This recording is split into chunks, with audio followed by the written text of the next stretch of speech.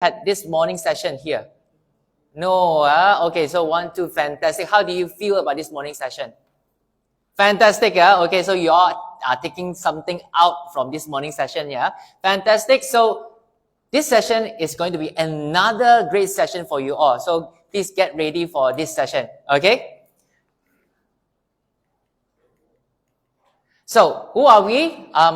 We are a local company that started off the first rooftop urban vertical farming here in Malaysia using bio-vertiponics green tech soilless cultivation. So you all have heard about hydroponics, aquaponics, yeah, bioponics, aeroponics. So we are in the upgraded version called the bio-vertiponics, which means it's a combination of hydro, aero, bio in vertical farming, and that's where we created this technique, yeah. And we have actually in collaboration with SICA, 500 Global, Magics, UNDP, yeah, on this sustainable impact as well. So these are the local and international speaking engagement that have been invited. The latest was actually in Japan, having said the same topic that we have been invited to. It's always about urban vertical farming as well. Yeah, that was in Japan, the last one. So these are the recognitions and awards that we have received so far from Pharma, from Jabatan Pertanian, from Ministry of Commerce China as well. Yeah, and these are our local features, being featured in Astro Awani, NTV7. Yeah, Guangming, Oriental Daily, Metro, RTM, and so forth. All right. So these are also being awarded for us, yeah, by CGP on AgriTech. Most Resilient Award, Online Rookie of the Year as well. And we also had been recommended by YB Norlila, yeah, our Exco Penang. She came up to our rooftop farm, and observed everything was very interesting that she gave us a lot of praise report on this matter, yeah. So this is actually our residential model, which is what we call the We Grow Tower, a vertical farming system for home use. And this is our latest model, which is our indoor model, We Grow Indoor, that everyone can grow in their house without sunlight, okay? So we are a great ambassador of growing baby greens.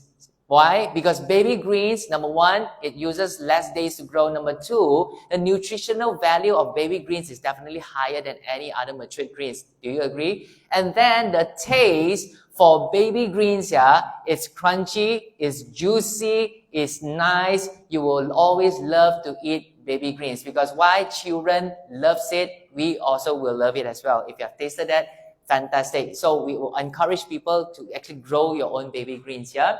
So these were the vegetables that we have grown before on the rooftop, yeah. And these were the seminars, talks that we had nationwide, yeah, for schools, for NGOs, yeah, for communities. And these were our clients and projects that we have done before. Yeah, we have a nationwide customers using our We Grow Tower indoor model as well. We also had Maybank procure our systems, to give out as prize for their contestants. We also have Jabatan Pertanian made purchase from us 250 units of our We Grow systems for their sitting farming projects. All right, and these were corporate clients. Location at Hexagon Tech Park over here in Penang. So this is our website. You can visit our website for more information, or even our Facebook as well. Yeah. So let's start this session. Why are you here? Yeah. What inspires you to come? Can I have Mr.? What inspires you to come for this session? Planting for own use. Fantastic. Right, this way. Yes, ma'am. Why? What inspires you to be here today? To learn how to plant. Okay, fantastic. Let's go at the back there. Yes, mister. What inspires you to be here today? Yes. Because I love to eat fruit and also vegetables, and I wonder how it works. And then I suddenly create small amount of my house. Okay. Looking for bigger. Right, fantastic. So, can I ask among all of us who actually intended to come into the agro business? Fantastic. Can I have your answer? Why are you here? So for me, I actually started my own hydroponic mini farm in my condo. So while I'm doing that, first thing I noticed is that I can supply it to myself on my own. And then I realized actually there's a lot of business opportunity with this region. maybe or supply to the plants for others, even supply equipment, or even we can have family classes for the family bonding session to learn about the plantings. Yes, fantastic. Thank you. And who else? Who else are into agribusiness that you actually have the aspiration to come into this agribusiness? Doing business in agriculture? Yes, sir. Yes, also one of them. Right, fantastic. So other than that, it's only for own self-consumption. Tanam sayur untuk makan sendiri. Tu je. Or maybe lah, okay, good. So today, if let's say this session is going to inspire you to come into the agribusiness, then this session may be able to help you a lot. All right. Now you are here. If let's say you want to learn everything about vertical farming, hydroponics, aquaponics, aeroponics, bioponics, and etc. There's a lot of ponics in the market that you have not known here. Now you want to make profit in the vertical farming industry. You want to tap into the vertical farming market opportunity. You want to know how to grow effectively and do business profitably. All right. And you want to know, you know how to grow, but you don't know how to sell. That is one major problem for every agri-business. You are stuck with the current situation and are heading nowhere. All right? Or you want to know how not to lose money from vertical farming, the common mistakes you should avoid. Yes, you will lose money in vertical farming, business if you made these mistakes. All right. How to start a vertical farming business with little to no experience needed. How to grow veggies successfully without soil, pesticide, less water, little space. What premium crops you should grow to profit. How to strategically plan a vertical farm business model and execution, and how to get contractual ready buyers.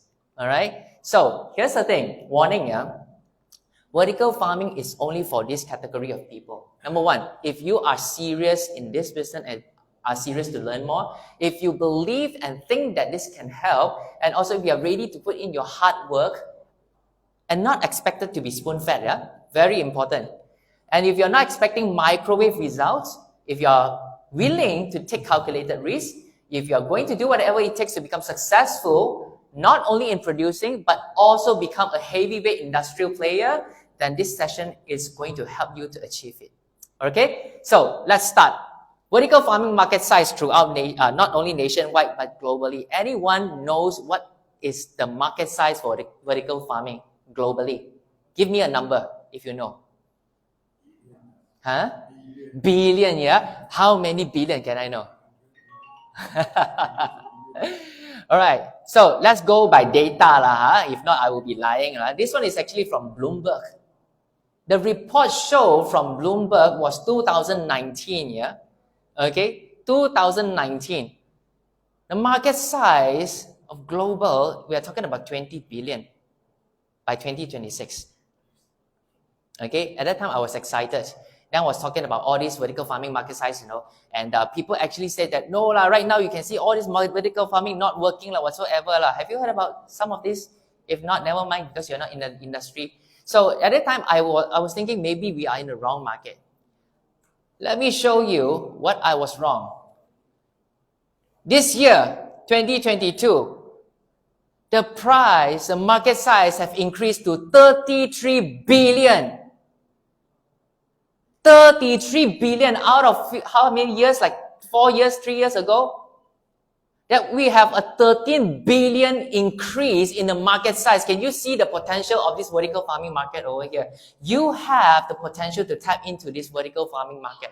You get what I mean? Because this vertical farming market is growing tremendously. I will show you a lot more data, a lot more reports, that this one will excite you along the way. Because why? The rising demand for high quality food without pesticides, independent farming techniques with very or little to no impact on climate conditions, possible to grow vegetables and fruits in a limited space is expected to drive the vertical farming industry growth. Asia Pac is accounted to be the largest market size during the forecast period, and we are part of Asia. Because why? By 2050, we have 10 billion people in the world, and 80% of them will be living in the urban area. So, my friends, The demand for food will be unprecedented, and we will need to know how to feed these people, how to get food to the cities in the most effective way. So why vertical farming is changing the world? One of the main reasons right now we are talking about food security issue, right? And that's why we have MAHA going on. Yeah, anyone know about MAHA from Mardi Maps? It's happening 4th until 14, yeah, and 10 days event in Serdang, yeah. It's happening right now because everyone is talking about food security and sustainability. Why? Look at the import that we have until thus far. We are talking about 55.5 billion of food being imported. Man, we are giving away a lot of money to other countries, you know. And we, Malaysia, have a lot of land, a lot of agro opportunity, am I right? But why are we giving 55.5 billion to other countries to import food?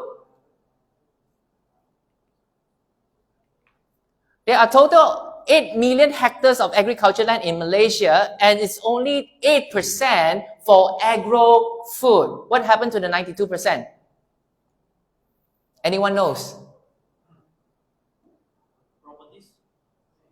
Agro land, agricultural land. Properties cannot grow on agricultural land.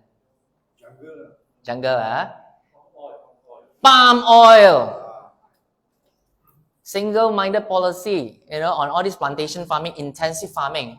So we have food or not? Not enough food. What we do? Import. So what happened to food price?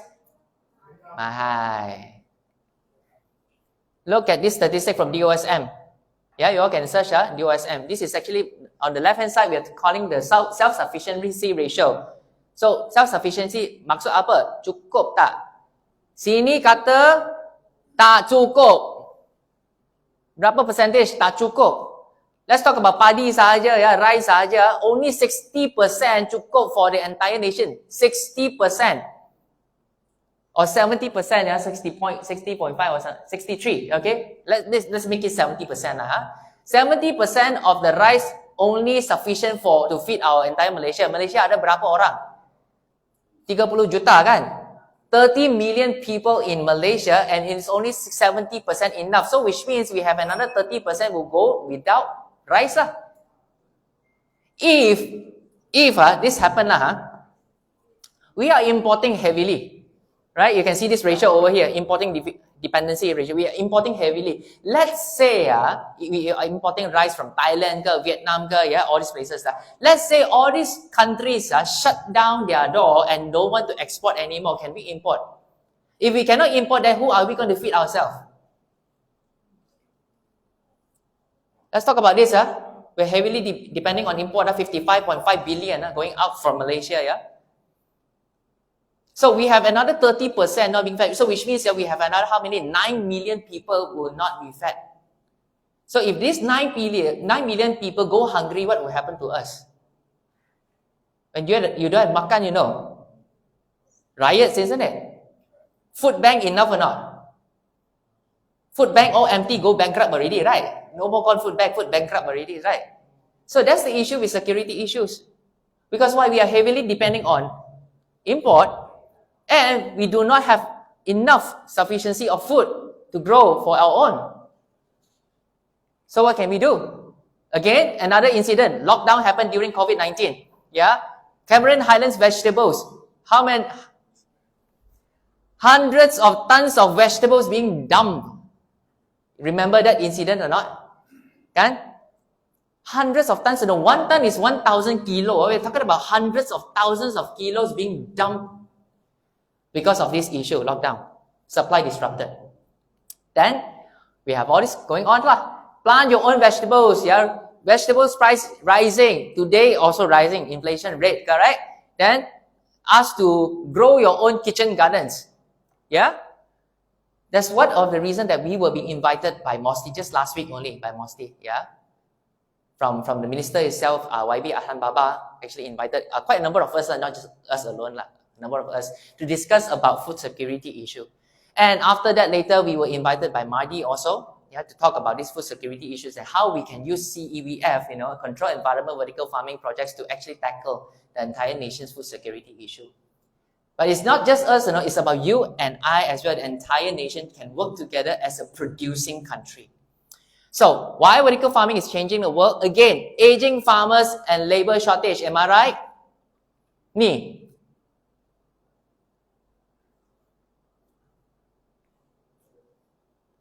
Tak cukup orang. Tak boleh produce. Why? Foreign workers cannot work, cannot come. Also, Indonesia banned foreign workers.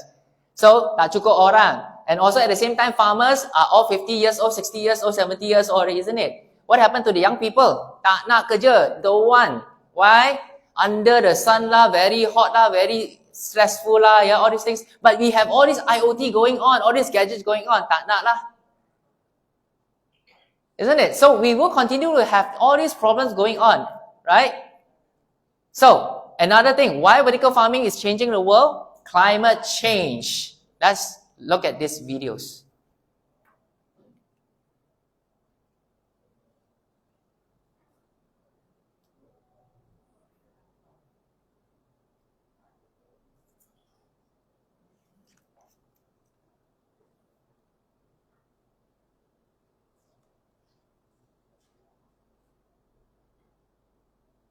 Sorry, internet problem.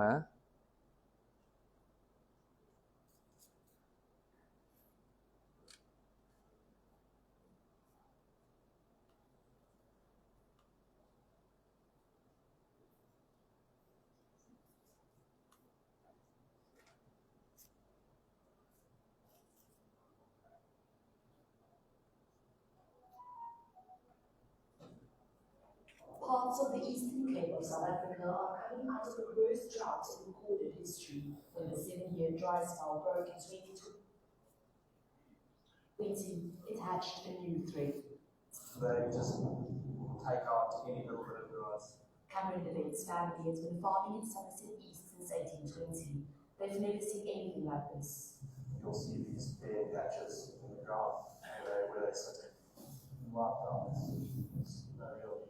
It's all dry sticks. Last year, locusts descended on his farm and devoured his pastures over 2 months. Some of his animals starved, and he's worried about this winter. We got close on to 4,000 hectares of grazing last year. The government needs to realise that if this continues for the next good few years, we could have a food crisis on our hands. The National Department of Agriculture appointed volunteers like Charmaine in each district to help combat the locust outbreak. They monitor outbreaks and distribute government-supplied insecticide. In just one day, farmers have called for assistance in 38 different locations. At the moment they start moving around, you can't control them anymore because then it's too hot, so the poison vaporizes so they don't reach the locust, and it gets too confusing. Parts of the Eastern Cape of South Africa are coming out of the world. Okay, so that video was talking about locusts happening in South Africa just this year. When locust swarm comes in, they wiped out the entire field and nothing much can we do. Isn't that true? That happened also in China, that time also big. So, of course, what about us? Do we have any precautions, or preparation for this when locust comes? Yeah? It's due to climate change here. So let's look at this video. Another climate change impact.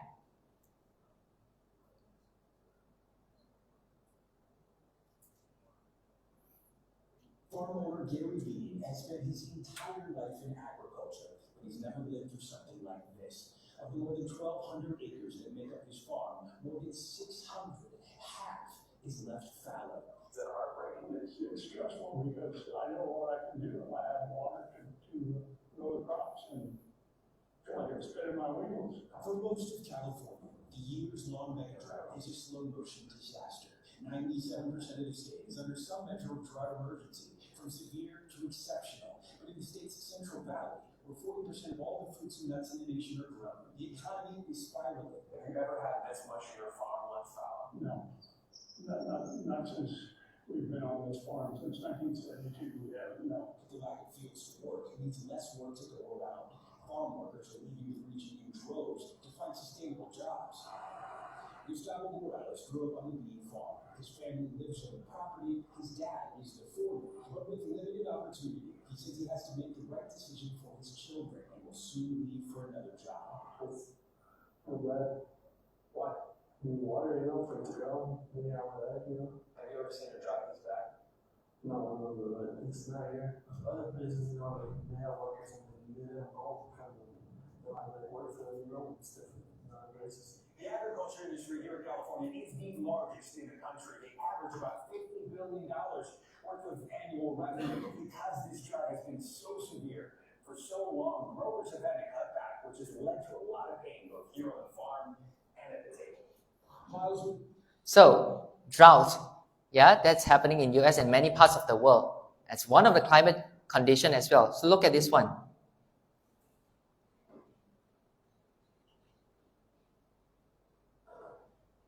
In many parts of the world, land is being overworked and misused, and it's increasingly being swallowed up by the effect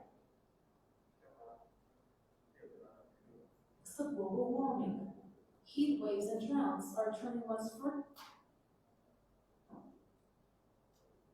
Sorry about the internet, Over here not having much signal. To deserts. That's the latest warning from scientists. I think the takeaway message is that the way we use land matters because it impacts the climate, and that we also should use land as a solution. The UN's Intergovernmental Panel on Climate Change says global warming and poor land use practices are having devastating effects. Entire communities have lost their crops, livestock, land, and livelihood. Small-scale farmers who depend on rain to grow their crops are left guessing about when the rains are going to come, whether there'll be enough. So it's really an urgent message to governments. The report calls on governments to promote small-scale farming and to significantly reduce greenhouse gas emissions. It also urges consumers to do their part by reducing meat consumption. The way we produce food and what we eat contributes to the loss of natural ecosystems and declining biodiversity.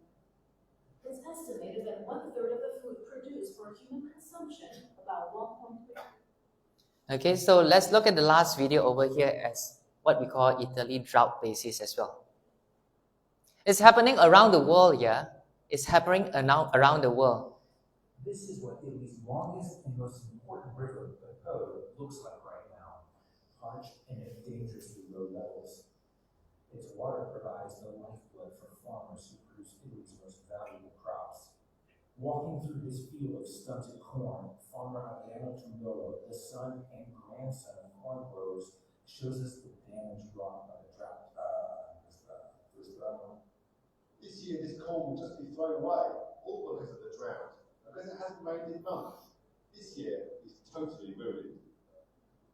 Downriver, where the boat empties into the Adriatic, engineer Rodolfo Lenti shows us how the current is running in reverse from the sea to the land because the river is so low. Looking over maps, he shows me how salt water is entering nearby farmland. Valenti says saltwater barriers are failing because they weren't built for such dangerously low river levels. He regularly monitors the salt levels in the river. He's never seen it this bad. It's now registering 25 grams per litre. That means it's seawater, salt water. The level here should be 1 gram per litre to be allowed to distribute to farmers. And the effect of so much saltwater incursion? Burnt crops, worthless and withering in the field. Many fields poisoned by saltwater may not even produce crops next year. It's not just a problem for So, as you can see, the way that we go by agriculture, conventional way, it's impacted by climate change. All right? Even though we are seeing this as bad news, like, my goodness, and what are we going to do? There is hope. There is always hope. Why vertical farming is changing the world? Welcome to the future of farming.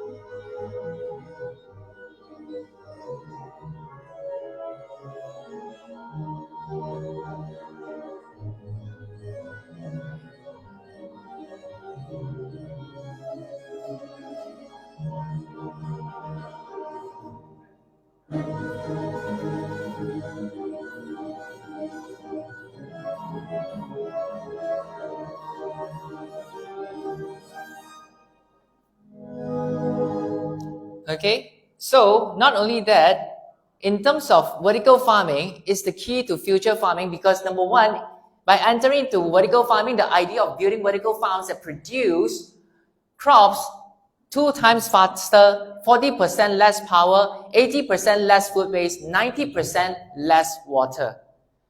So as you can see from these infographics, when talk about land mass, traditional farming uses 80% of soil. 50% of them harvested, whereas vertical farming, 0% of soil, 90% is harvested. Resources-wise, in terms of water and fossil fuel, traditional farming uses 70% of water and having foot mouths traveling from one end to another end. Vertical farming uses very less. 90% of the water can be saved. And it can be localized because why? It does not need to use land. It does not need to be agriculture land. It can be farmed on the rooftop. It can be farmed inside a car park. It can be farmed inside a building. It can be farmed in a school. It can be farmed almost anywhere. Almost anywhere. Traditional farming uses a lot of pesticide, amounting to 5.2 billion pounds per year, and the efficacy is going down. However, vertical farming, you don't need to use pesticides. Good news for all of us. Why? As farmers, we do not need to give so much out, buying so much pesticides. As a consumer, I don't need to consume pesticide full of vegetables, right? Good win for everyone. So, why vertical farming is changing the world? Because more job opportunities are created. Let's watch this video.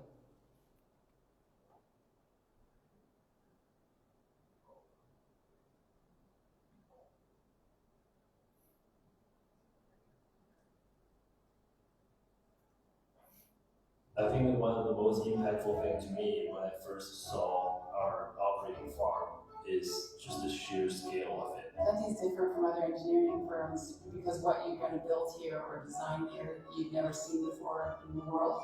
It's fast-paced in the right way. I have never walked into a building before of the most talented and intelligent and enthusiastic engineers ever. It's really infectious. I think it's easy to be inspired, especially when you walk into the farm. You can have that feeling of, wow, this is a really cool thing we're working on. The creativity is really there. How do we get this technology to work? How do we get the farm up and running? How do we basically work in a space that hasn't been touched? Jet engines and electric vehicles and batteries are very sexy, absolutely, but food is required for life. This is a new way of farming that can actually scale to a global solution, and we do that by building more farms, and that's what we're going to do. From a technical standpoint, there's literally nothing we can't do here that possibly is endless. We have to be ruthless with the efficiency of our lighting system because that is something that traditional agriculture really has an overabundance of. I build and design the lighting controllers here in the farm. We have the right timing and the right brightness and spectrum. It's really cool to be able to interact and really understand the plants about it. There's a lot more to a product than its genetics. You can get a vastly different product depending on what environmental conditions it's given throughout its life. By being able to control those, we're able to get a much more nutritious, flavorful product. We're designing hardware that has an intimate relationship with the plants, so we need to know what they like, what they don't like, what they can tolerate. We're challenging ourselves to design better, to design faster, to design cheaper, to design more reliably. All of this at once. One of the biggest challenges we have here is that we're trying to replace the sun.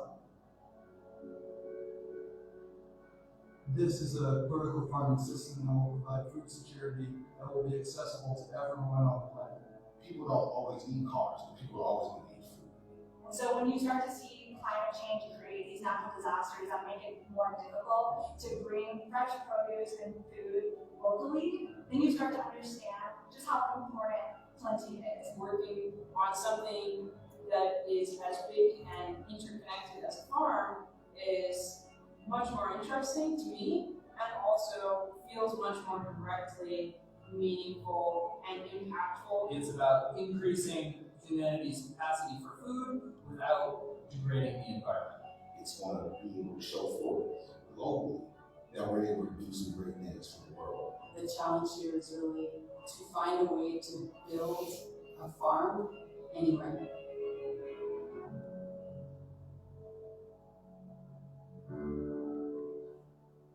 Farm to table, right? There's money to be made in this industry because the world population will increase to 10 billion by 2050. And Malaysia is situated in a region surrounded by big populous countries such as China, India, as well as Middle Eastern, Southeast Asian countries. These are natural markets for Malaysia agricultural products. And countries like Thailand, Vietnam, Netherlands focus on agro-food, successfully become world's largest food producing countries. It's now the opportunity for you all. We have to think and look into the next 50 years and think about how to transform our agriculture sector. And it's never too late because agriculture is an evergreen business. We don't need cars every day, but we need food every day. So, even Encik Abu Syukur stated that there's a need to be pushed for systematic planting techniques that does not require a lot of space, such as vertical farming. And he is also encouraging the younger generations to be involved in agriculture, to get themselves to be educated, to become modern farmers, or I would say modern agripreneurs. Alright? So why vertical farming? More we produce, less we import. Less we import, the cheaper the food. If supply more than demand, how? Export it out. China is never enough of food. Never. Alright? And of course, food consumed is every day. Food waste is on the rise as well. We do need to know how to tackle food waste issues. So, by vertical farming is the future because it produces more by tapping into the vertical space. This vertical arena is untapped. 1 square foot can produce up to 120 times more production, and it's all year round, not affected by flood, drought, climate change. Save water runoff, save power, save wastage, save land space, save labor. No soil, no toil, no weed, no worry, zero toxic pesticides. Okay, that's why many people are flocking into hydroponics, aquaponics, aeroponics, urban farming. But one big problem. Many paid thousands and some hundreds of thousands into urban farming but fail in their business. Foundation number one, everyone, if you want to go into this agri-business or any business, you must have a business plan. Do you have a business plan? Like, what's your vision? What's your mission? What's your purpose? The objective, your strategies, your customers' demographics, your market size, your penetration rate. What is your current situation? Where are you now? Where are you going? What are you going to do in the next 5 years? What's your upstream system? Do you have one? If you don't have one, later you come and find out from me. Okay? Foundation number 2, or before that, company purpose. Like, what's your company all about? Why did you create your company? What's the passion and determination of that next big thing? Can you make your startup purpose personal? Yeah, like the problem, what kind of problem you're solving, even though you're in the agri-business, what kind of agriculture that you are into to solve a customer pain? Yeah, what is the problem that you are solving? Are there any ineffective current solutions? Problem big enough for millions of people, or is the market big enough for serious investors? Because you're not going to do this business just alone. You will eventually need investors to come in. Solution, how do you demonstrate your company's value proposition to make customers' life better? How do you showcase your products or produce the vegetables that you grow, physical seeds, and provide use cases or proof track record that you can, or provide companies' roadmap to show the market dominance over time? Then foundation number 2, do you have a marketing strategy or sales process? Example, go through your marketing plan, perform market research, value proposition, market goals, strategies, market mix, marketing plan again, review and reassess, and go through the entire process again and again. Do you have that in place? These are very important. There's a lot of reason why companies or urban farmers fail because they do not have such a structure. What's your market size? Who are your target audience? So if you tend to grow like lettuce, example, so who is going to eat lettuce on every day? If let's say you're talking about, I'm going to grow lettuce and supply my neighborhood, but every day, are you supplying lettuces to every single neighbor every day? No, right? So who are your target audience? What is their key characteristic? What's their buyer persona, their ideal customer profile? Are you doing B2C? Are you doing B2B? What's your demographics, psychographics? What's your TAM, SAM, and some. Sorry, over here. Thank you. So, foundation number 3, you must have a sales funnel and action plans. How are you going to get sales? Important, revenues. You have to generate revenues, income for your business to continue on. You have to pay yourself, pay your staff, pay everyone, right? What's your funnel? Do you have one? Then foundation number 4, do you have, or how do you implement your business operational plan? Yeah, what's your year 1 plan, year 2, year 5? Yeah, how do you stabilize and simplify and then expand from there? Very important. Then do you have a business administration SOP and farming administration SOP? Both are different SOPs. Do you have all these SOPs and system in place? Yeah. Then financial plans and strategies.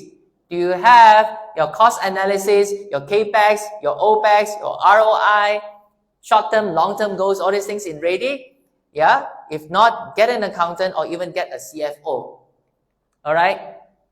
Latest, the last one will be the business model. What kind of business model do you have? Example, how do you make money? What's your key revenue streams? Your pricing, one-time fee or recurring revenue frequency, high volume or low volume businesses. Is the difference between your gross value and your net profit? Yeah. What is your sales and distribution model? Your current customer pipeline list, your cash flow model, collections. Are you doing immediately, 30, 90 days? Why? How do you acquire customers? Yeah, do you have your CAC, customer acquisition cost, the CPL cost per leads, your ARPU, yeah, your client lifetime value? All these things has to be in place in order for you to run a profitable business. So stop before you burn your money by thinking of putting your money into a vertical farm. Be it hydroponic, or someone sell you an urban farm concept, yeah, hydroponic, aquaponic, whatever phonics, yeah. Even from us, don't put your money in until and unless you get the foundation right first, because you have to understand the fundamental principles of farming and business separately. All right. So, and that's why we do offer We Farm for Biz course as well. If you want to know more, later come and meet us. Right, to prepare you to kickstart and to become a successful agropreneur in vertical farming. Or you can start small by acquiring one of our system, a WeGrow Tower, to start growing something at home, vertically speaking. Save a lot of space. It's only 1 square foot of space can grow 60 vegetables.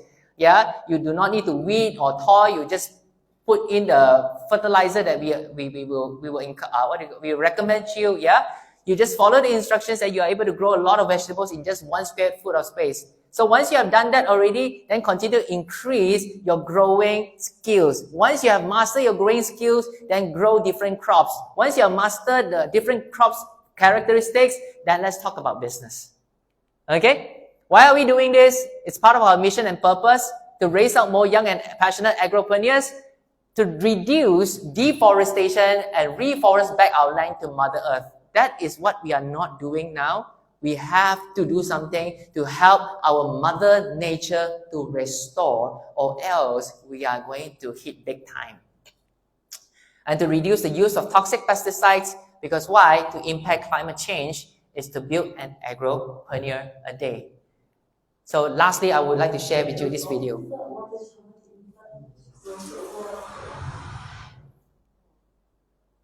The world is burning. Our only home is in danger from years and years of ignorance and neglect. What will the state of the earth be in 30 years?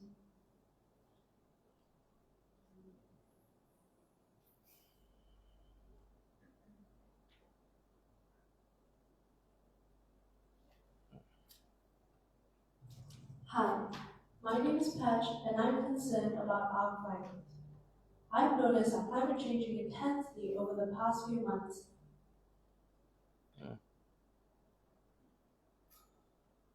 And recently, the gas leak which caused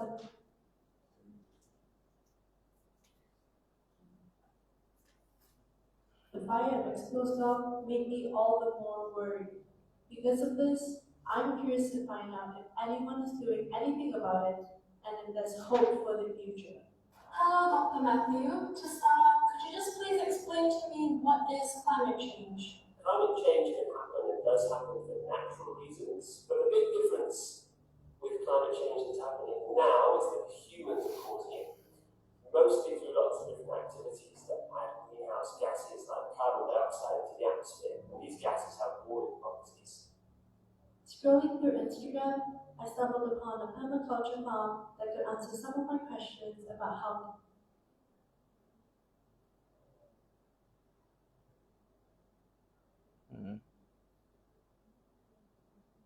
climate change affects people working on the ground. So climate change affects many areas, and it's also worse it affects the food security. As a mother, I'm very concerned about this because I have kids, So looking in the context of farming, many farms use regenerate like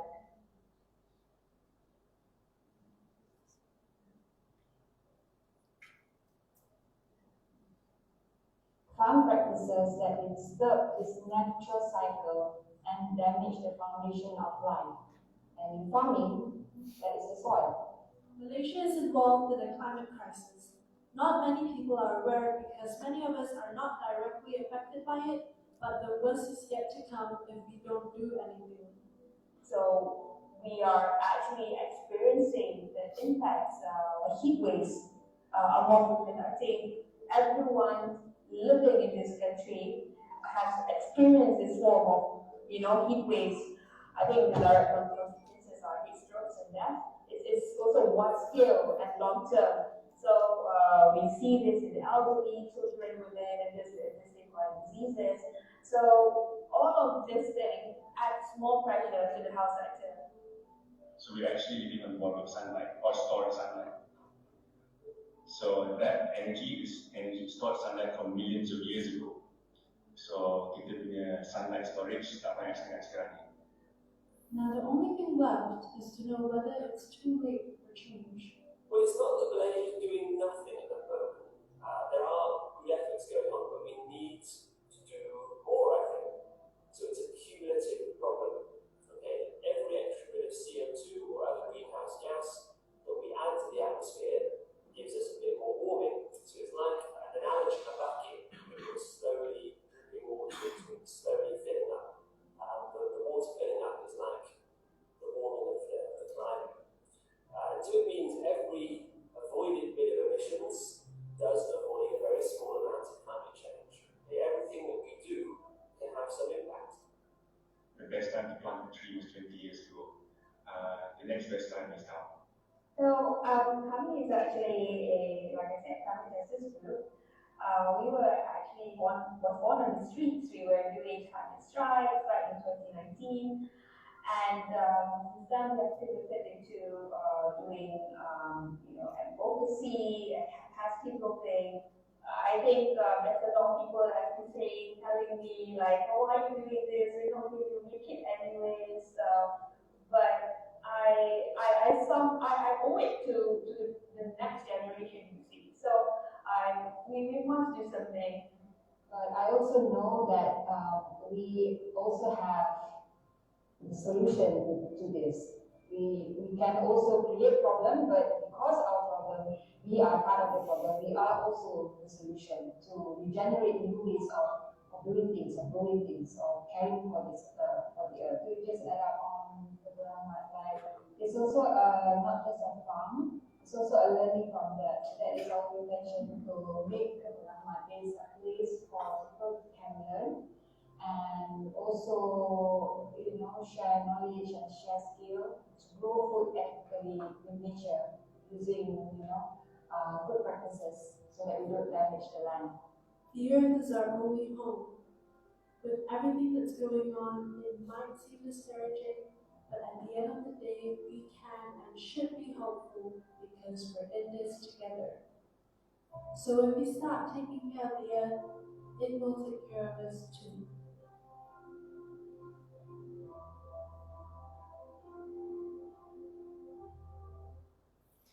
So thank you very much, everyone. My name is Gary, founder of Victory Farm at Rooftop Malaysia. So if you want to contact us, please leave us your contact number over here by scanning this QR code. And then if you wish to know more about the things that we offer, you can just screenshot this one over here. Just take the QR code, fill in the particulars, and then we will be in touch with you. Thank you very much.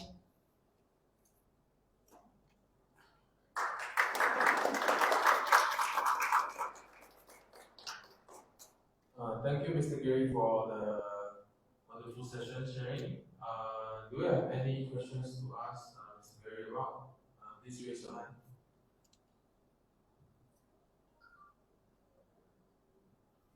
Any question for me? Let's make this session a bit more unofficial, yeah. Let me approach you all. Any questions from the floor? Yes. Oh, okay. For this system, you can go to my assistant over there, Miss Lim, at the back later on. She will explain to you how to actually get one of the system over here. Okay? Yes, any questions?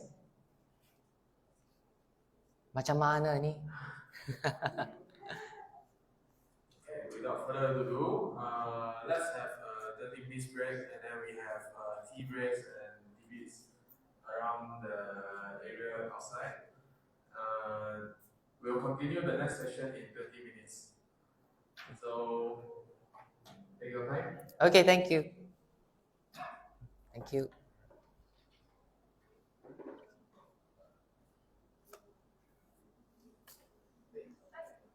Oh.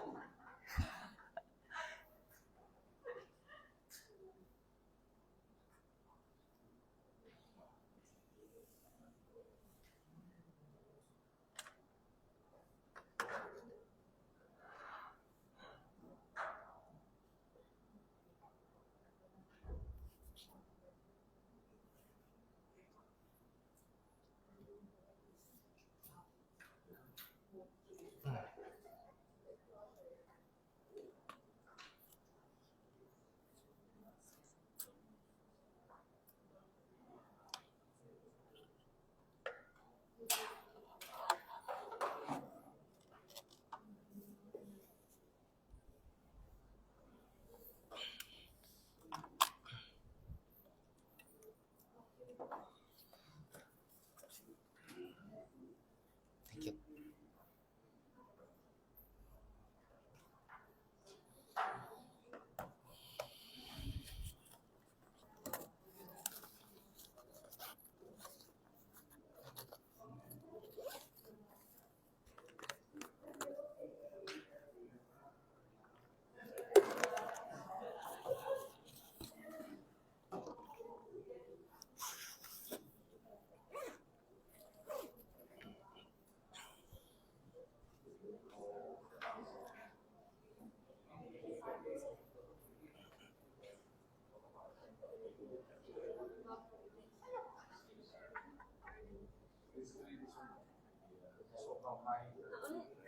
Hello.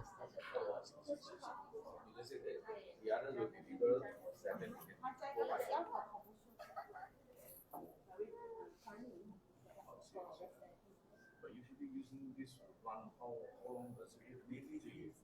For mature grades, is it around 40 days? 40 days. From 6 lah. From 6. Or you can start from 6 days. The mini size. So one set. Just one set. For one set, a la carte currently is 439. What do you mean by a la carte? A la carte the whole thing like this. The whole thing like this. Okay. One shot payment 439. 439. But we have other package lah. Maybe the name different.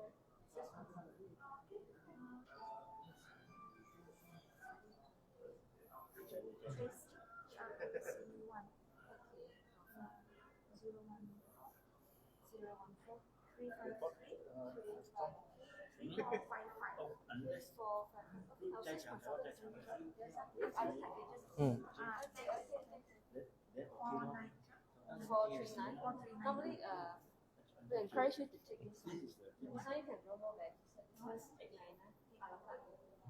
But we have other packages. This one is 799. This one can roll around 30. And the media that we use is 48.